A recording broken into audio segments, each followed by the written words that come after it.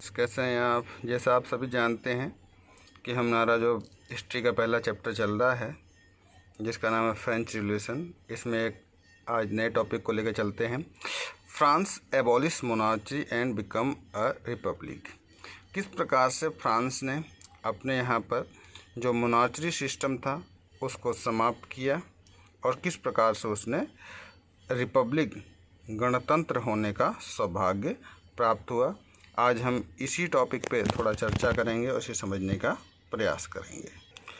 अगर हम फ्रांस की सिचुएशंस को देखें अर्ली ईयर्स में, तो वहाँ की जो सिचुएशन बहुत ज़्यादा टेंस थी। लुइस 16 ने कॉन्स्टिट्यूशन पे साइन तो कर दिया था, लेकिन उसने जो किंग ऑफ पर्सिया थे उनसे एक गुप्त संधि करी हुई थी। Rulers of other neighboring countries too were worried by the developments in the France। जो फ्रांस के पड़ोसी थे वे इस देश के जो भी डेवलपमेंट्स के काम चल रहे थे उससे बहुत ज़्यादा उनको चिंता थी। फ्रांस क्योंकि उन्होंने क्या किया था, अपना एक सिपाहियों का ट्रुप वहाँ पे भेजा हुआ था। Thus in the September 1789 before this the cloud happened, the National Assembly voted in April 1792 to declare the war against the Persia। देखिए जो नेशनल असेंबली है उसमें वोटिंग की गई 1792 में और उन्होंने पर्सिया और ऑस्ट्रिया के खिलाफ युद्ध की घोषणा कर दी थी। Thousands of voluntary through the from the provinces to join the army. कई हज़ार जो वॉलंटियर्स थे उन्होंने जाकर के आर्मी को ज्वाइन किया। इस युद्ध को देखते हुए जितने भी एरिस्टोक्रेटिक फैमिली थे वे लोग इससे अगेंस्ट हो गए। Among the patriotic songs was the, और बहुत सारे देशभक्ति के गीत Marseillaise compose by the poet the Rouget de Lisle it was sung for the first time the volunteers from the Marseillaise. ये पहला मौका था जब किसी ने इन वॉलंटियर्स के लिए किसी भी प्रकार के देशभक्ति गीत को कंपोज किया था और उनके साथ गाया था। They are march the Paris so they name, और वे उन्होंने क्या किया, मार्च किया, कूच किया पेरिस की तरफ। द मेस्टाइल is now the national anthem of the France, और यही कारण है कि आप जो मेस्लाइस है वो आज भी फ्रांस का नेशनल एंथम बना हुआ है। ये जितने भी क्रांतिकारी थे उन्होंने जितने भी बार युद्ध लड़े, इससे क्या हुआ, जो वहाँ की इकोनॉमी थी और लोगों का जीवन था बहुत ही ज़्यादा डिस्टर्ब हो गया था, बहुत ज़्यादा उनको प्रॉब्लम फेस करनी पड़ रही थी। While the man were the fighting at the front, women were the left to the cop for the task the earning lying and the looking after the family. जहाँ पर जो आदमी हुआ करते थे वो युद्ध पे फ्रंट पे युद्ध किया करते थे, और जो महिलाएं हुआ करती थी वो अपने जीवन यापन के लिए अर्न किया करती थी और फैमिली के मेंबर्स को संभाला करती थी, उनकी देखभाल किया करती थी। Large section of the population were the convicted the revolt had the carried further. अब बहुत अधिक मात्रा में जो क्राउड था वे क्या करने लग गए, धीरे धीरे इस क्रांति का एक पार्ट बनने लग गए और इसमें जाकर के अपना सहयोग करने लग गए थे। As the constitution of 1790 gave the political rights only for the richer. जो 1791 में कॉन्स्टिट्यूशन राइट्स थे वो केवल बड़े लोगों को ही प्राप्त था, जो एक अलग सोसाइटी में थे, जिनकी अच्छी पहचान थी, केवल उन्हीं लोगों के लिए वो अधिकार थे। The political clubs become the important the tying points for the people. जो पॉलिटिकल क्लब्स हुआ करते थे वे बहुत ही ज़्यादा इम्पोर्टेंट थे, बहुत ज़्यादा महत्वपूर्ण थे। Who wish the discuss the government policy. जो लोग क्या किया करते थे, सरकार की जो पॉलिसियाँ हुआ करती थी उसके ऊपर डिस्कशन किया करते थे। Their own forms of action. इनके खुद के अपने पास फॉर्म्स होते थे जो एक्शन लिया कर। The most successful of the clubs was that of Jacobins. अगर आप सबसे ज़्यादा सक्सेसफुल क्लब की बात कर लें तो जोकोबिन्स था, which got the name from the former convent the Saint Jacob in Paris. ये जो नाम आया था सर जॉन कोबिस के नाम से आया था, जो पेरिस के थे। Women to who had been the active the together this the period. बहुत सारी महिलाओं ने भी बढ़ चढ़ करके इस क्रांति में अपना योगदान दिया। Form their own clubs. इन महिलाओं ने भी अपने खुद के क्लब्स का निर्माण किया था। Section 4 this chapter will be teach आगे इस चैप्टर में हम लोग बहुत सारी चीज़ें पढ़ने को मिलेंगी।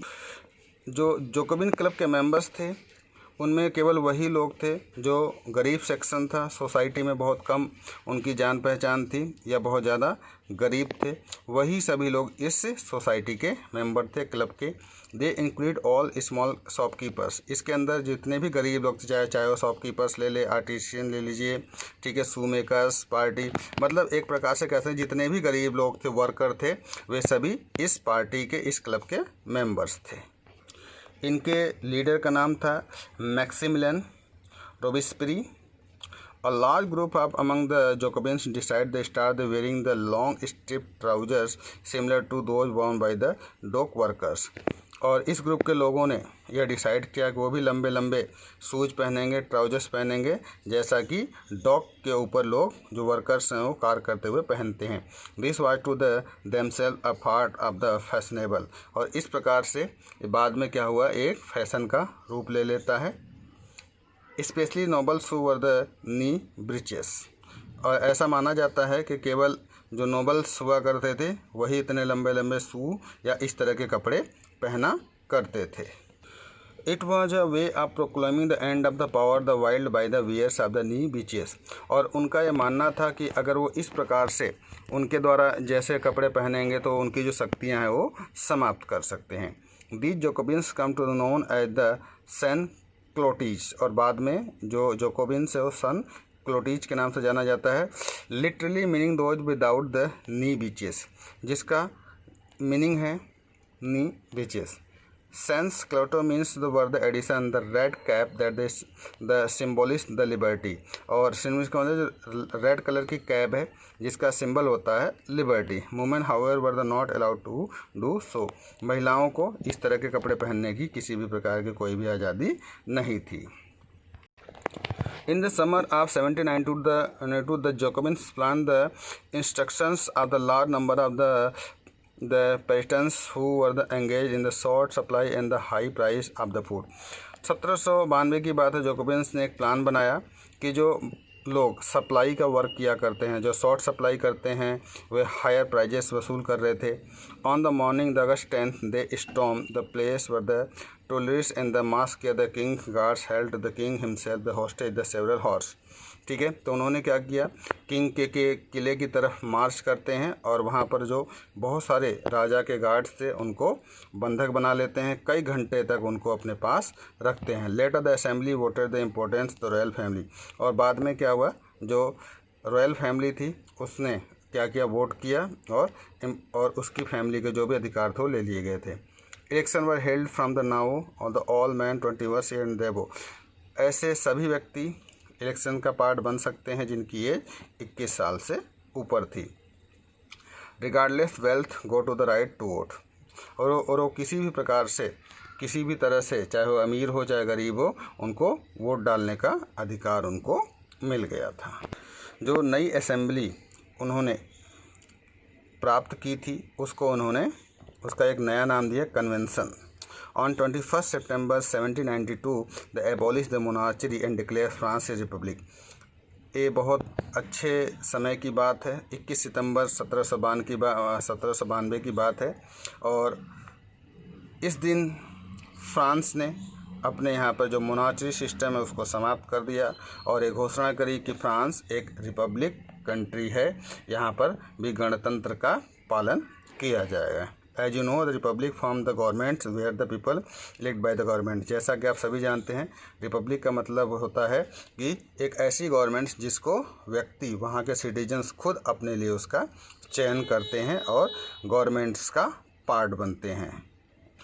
और वहाँ के लोगों ने यह भी डिसाइड किया कि यहाँ पर किसी भी प्रकार की मोनार्ची सिस्टम आगे नहीं होगा।